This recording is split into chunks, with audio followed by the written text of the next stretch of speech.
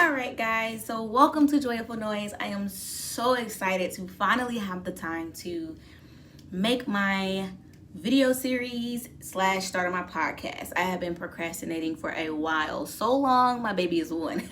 He's already 1 year old. But that's okay because I've been working on my mom blog and I've pretty much, if you have not been following, got up into now it's time for me to deliver the baby, which is perfect for me to start my blog, video blog now, so that way I can actually talk to you guys and kind of just give you guys a bit of insight. I currently don't think that, husband texted me, but I currently don't think that I am your average mom. I'm very different. I'm all over the place. Some days you may see me made up. Some days you may see me dressed all the way down. But I wanted to start my first video with a cute, look. So you get to see a little bit more of me. I'm Joya. I am 27 years old and I am from Georgia. And I'm married. Been married for about 1.5 years. And I'm just really excited to take the time to share my story and my journey into motherhood and all the ups and the downs that it has had, and pretty much to help another mom, who might be going through something similar to me or have gone through something similar to me, to shed some light and to let, the mom know that you're not alone. Like, I think that was the biggest thing I felt when I was going through motherhood or transitioning into motherhood, was that I felt alone. But another day, another time for that story. So without further ado, I'm going to finally give you guys an insight into my labor story. So just a quick backdrop, if you guys don't know, I have PCOS, so conceiving my child was supposed to be really, really hard. But my practice here in Atlanta really helped me on an herbal route to be able to get pregnant, which was super great. I didn't believe them until I got pregnant and was like, whoa. But yeah, I was super excited. Everything about my journey was natural. I think I took 3 Tylenol the total of my entire pregnancy. Like, I wanted to make sure I did everything I can to make sure that my body was in its best state when it was time for me to give labor. And I had a doula. I had this amazing plan to have a water birth. Yeah, that didn't get to happen. That didn't get to happen because my blood pressure was so high that my baby was due August 13th. I went in for my appointment on August 8th, and this was around the time that they had me going every other day because my blood pressure had started to rise, like the second trimester-ish, but it wasn't bad. But by the time I hit 36, 37 weeks, my blood pressure would be almost like 150 over 101 or 130 over 99. And I think a lot of the times they would send me to labor and delivery and I would get there and my blood pressure would be normal. So I had a lot of that back and forth for 3 weeks. And then finally I went in for my August 8th appointment, and my favorite nurse practitioner was like, girl, okay, we got good news, we got bad news. And I'm like, what's the good news? And she's like, okay, let's start with the bad news first. And I'm like, okay, what's the bad news? And she's like, you're going to have this baby tomorrow. Like, we're going to have to induce you. And I was like, that is not my plan, because inductions typically don't work for a water birth. So I already kind of was like, darn, I really wanted my water birth. And I sat there for a minute and I was like, okay, Harri been giving me the good news. And she was like, but your favorite midwife is going to be on call all weekend, so she'll be there when you give birth to your baby. And I'm like, oh, okay, that is really good news because I love Brittany. Brittany is like my woman crush. Like, if I decided to leave my husband one day and she was available, I might go with Brittany. I'm just kidding. But I really do love Brittany that much. It doesn't help that she's gorgeous and she's super bubbly, and she's not just a midwife, she also has a doctorate. So she's super educated and she's super informed, and she made me feel good a lot of the times during my pregnancy because I would go to the doctors for everything. I would be like, oh, I'm breathing funny. And I would be like, come on in. And she would see me. She would check everything. And she would be like, you're good. All right. And I'm like, I know you probably think I'm crazy. And she's like, no, like, I'd rather you come in and, we avoid the shoulda, coulda, wouldas. I'd rather you go ahead and come in and just make sure, your baby's fine. And she herself has 3 children. So I was like, Love her. She makes me feel so good. And I was like, okay, I can do it, Brittany. This is gonna be great. I'm so excited. But it hit me that, starting to have doubts of what am I doing? I had going to Lamaze classes, and my husband and I had we were prepared, honey. I mean, we had the bags packed already. The car seat was in the car. Like, we were totally prepared, but I still didn't feel prepared. I still felt like, what the hell? Like, I literally was like, am I gonna know what to do? Like, I've been sitting on my yoga ball for weeks, bouncing and exercising. I was doing water aerobics. Like, I was like, I'm ready. But when they told me that I was gonna be induced that next day, I was like, I ain't ready. Like, this. And I mean, I was counting down the days for them to get this baby out. Like, honey, he's due in how many days? When y'all gonna induce me? I was ready. But when they told me they were for real gonna induce me, it like hit me like a wave of like, I'm about to be somebody's whole mama. Like, I'm about to be, this is my baby. And my husband was so excited. Like, he was like, we're ready. Like, we're so ready. And I'm like, we ready? Like, we ready? And I didn't sleep that next night at all. Like, I was supposed to report to the hospital at 7 a.m. We woke up at 4. We went to get breakfast at Waffle House. And I remember sitting there and I was just like, oh my God, I'm holding my baby before the weekend is over. Like, this is insane. And we walked into the hospital. At this point, my mom was like, I'm coming. And I'm like, okay, mama, like, she's 2.5 hours away. And so I told her, I was like, they're going to induce me today. I just want you to know, blah, blah, blah.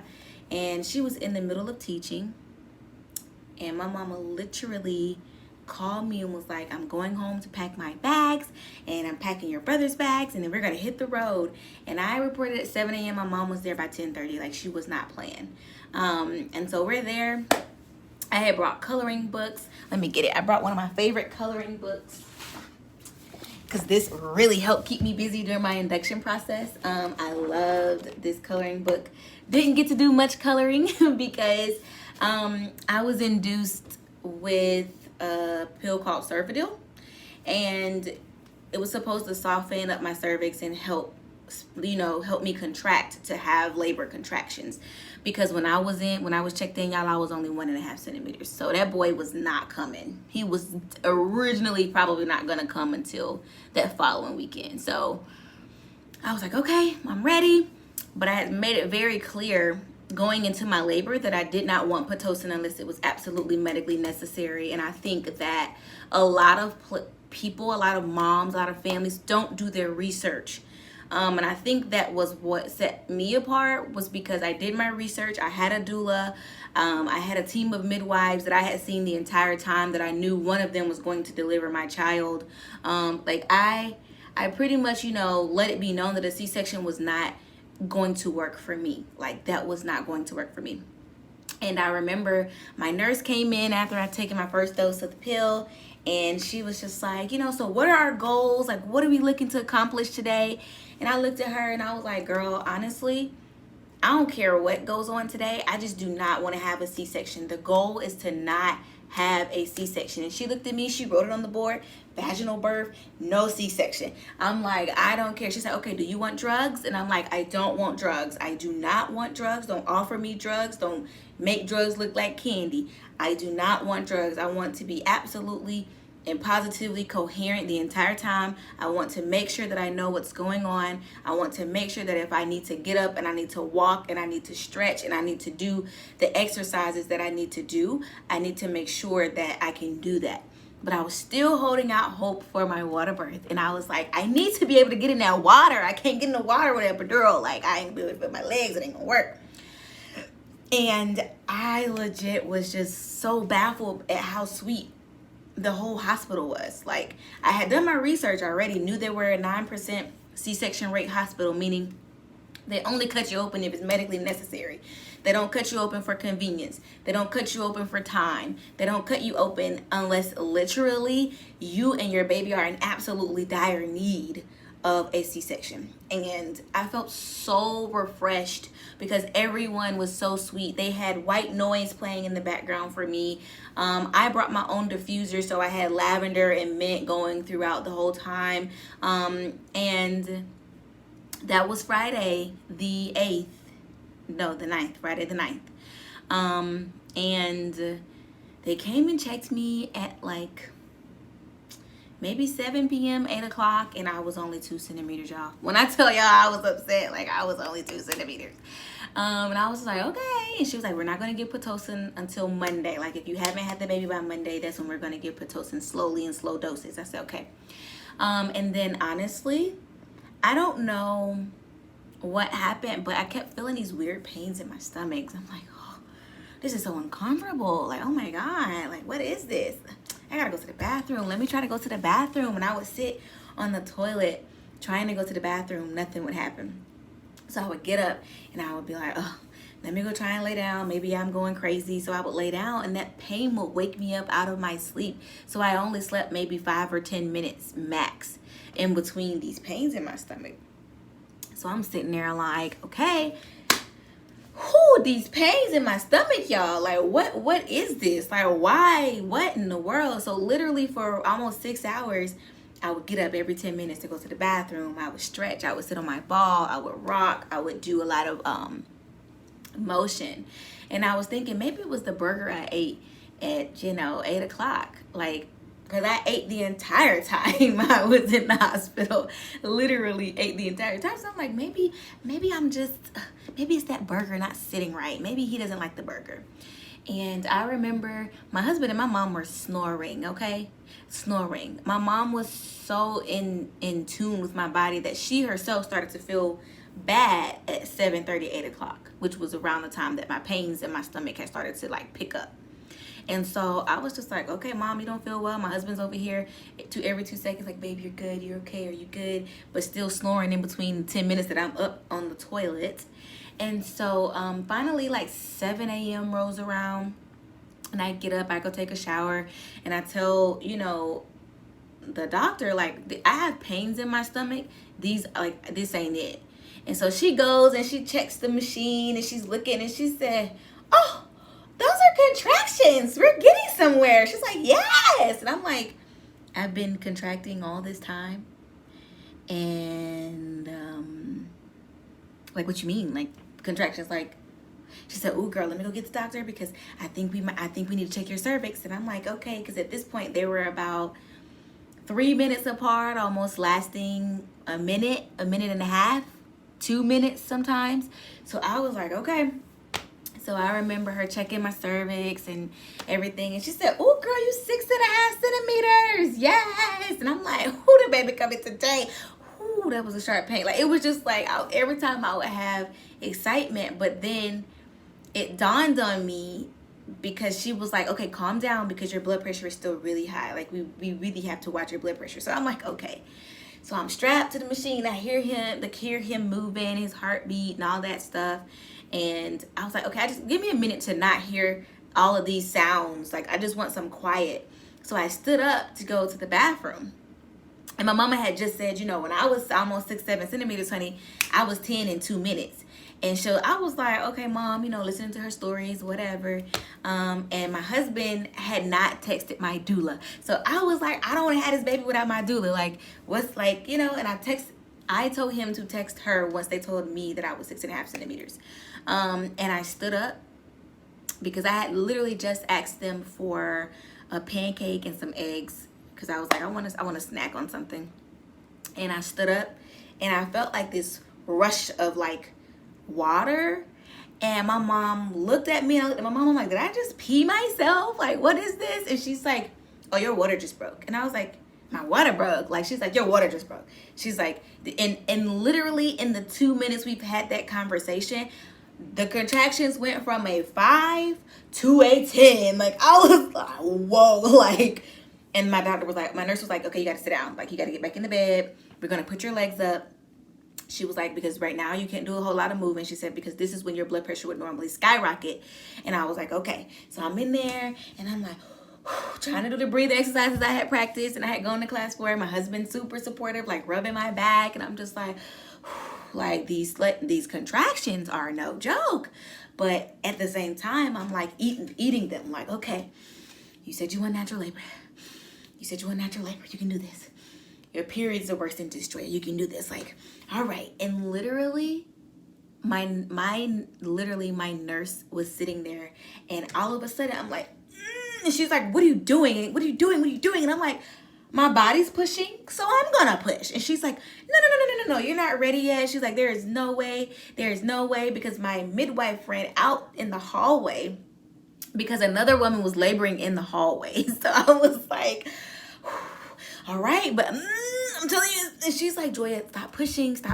And I'm like, I can't stop pushing. And my mom over here is like, do you gotta go to the bathroom, girl? Do you gotta go to the bathroom? And I'm like, Mama, no, I don't gotta go to the bathroom. I just need to push. I feel pressure. And she's like, okay, let me go to the bathroom. Once you gotta go to the bathroom, it's time.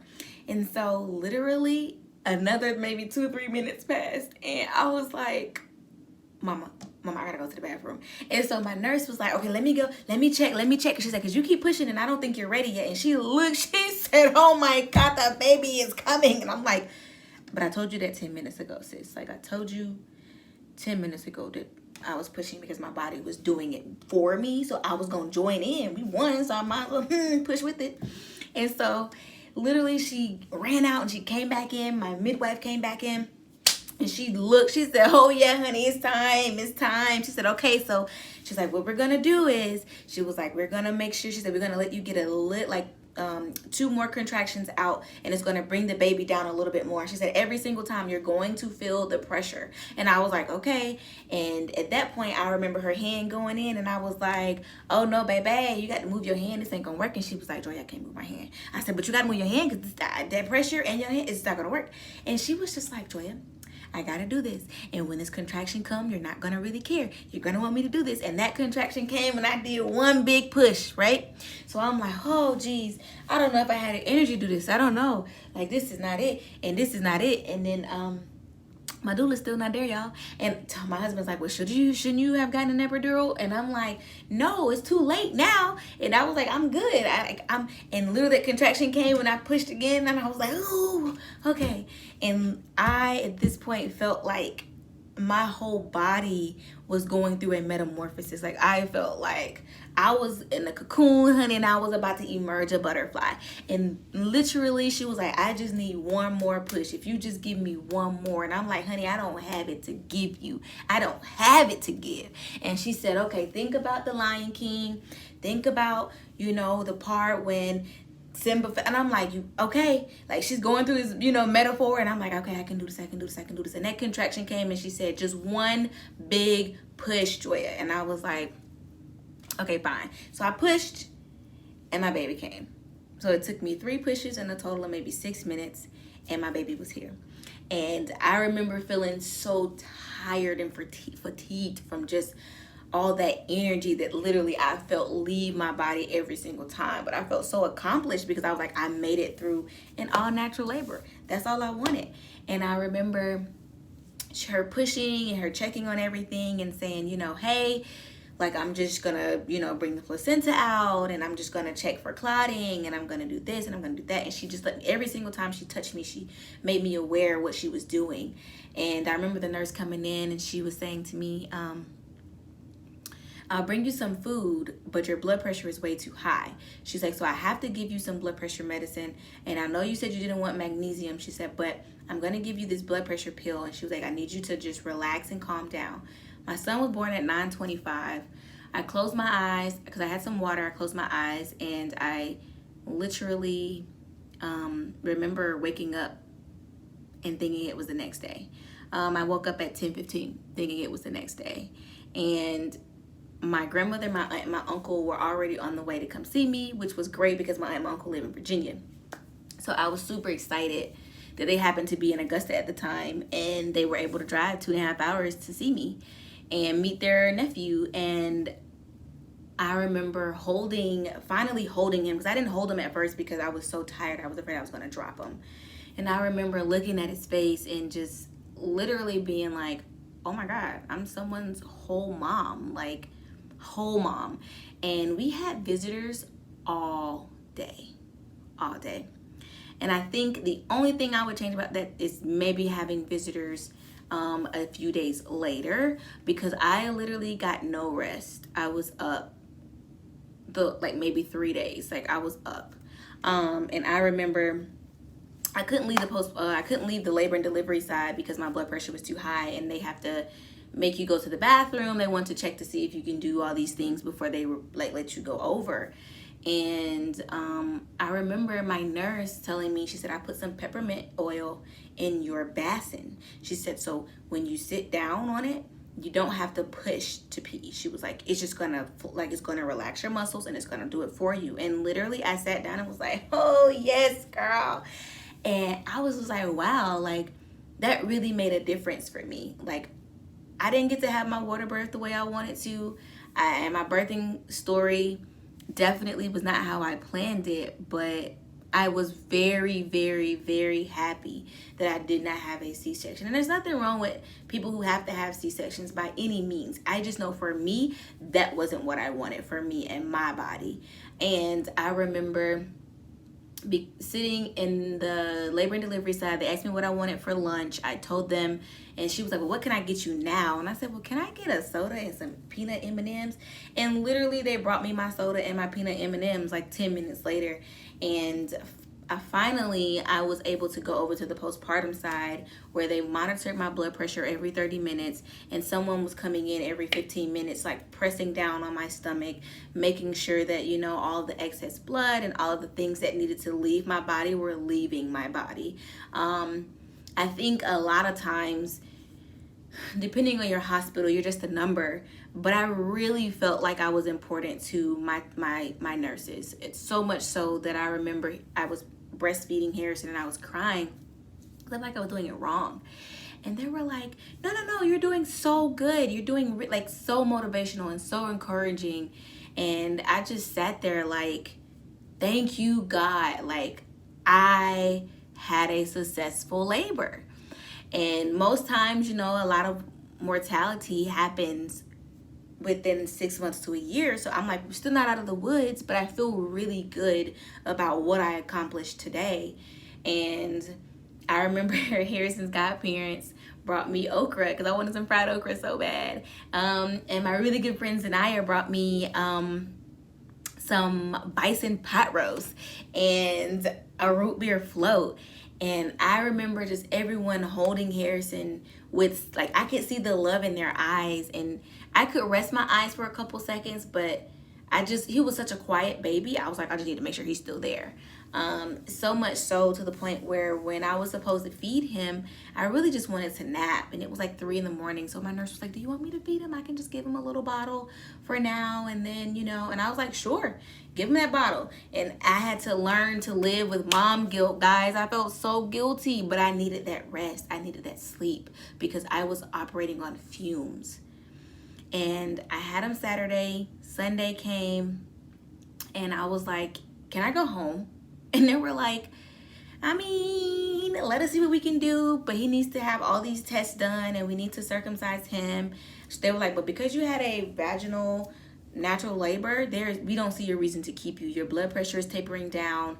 You'll have to come in every 4 days to do a blood pressure check. She was like, but I don't see a reason to keep you. And we were home by Sunday at 7. We were walking into our house by Sunday at 7. But I have to tell you the story about coming home. I think I cried the most that day because I did not know how to install the car seat, which is crazy. So small, super tiny. But I had to go back in and ask the nurse to help me install the car seat. And she was like, I can't do that, but I can walk you through it if we go outside. And she sat there, and my husband had been loading back and forth up the car, from all the stuff that was brought to us. And I was just like, oh my God, I can't believe I'm crying over this car seat. But, I had to learn the hard way that pregnant moms' hormones just don't leave the body when the baby leaves the body. But I was overall thankful for the team and the staff that definitely made me feel good that day. And even though my doula was not there, she was definitely present after the baby was born. She came to the hospital to see him. She held him. She came over to see me weeks later. And because of her, I am on a journey to be a doula. Like, I really want to give back, and I really want to educate women on not being afraid to ask for the things that you need when you are knocking on death's door, literally. So I really hope you enjoyed listening to my labor story. This is the beginning of a wonderful series. It's 12 months of it's 12 videos about 12 months of living with Harri and transitioning into motherhood and overcoming struggles and obstacles, postpartum, mom guilt, dealing with things like that. So just stay tuned and subscribe to my mom blog. You can check it out at joyaful.com. That's joyaful.com. And if you have any questions or have any feedback or concerns, or you need any advice, feel free to comment on the comment section below, or you can hop over to my Instagram at joyfulnoise, or you can send me an email on my mom website, joyful.com. But thank you guys so much for listening to my labor story.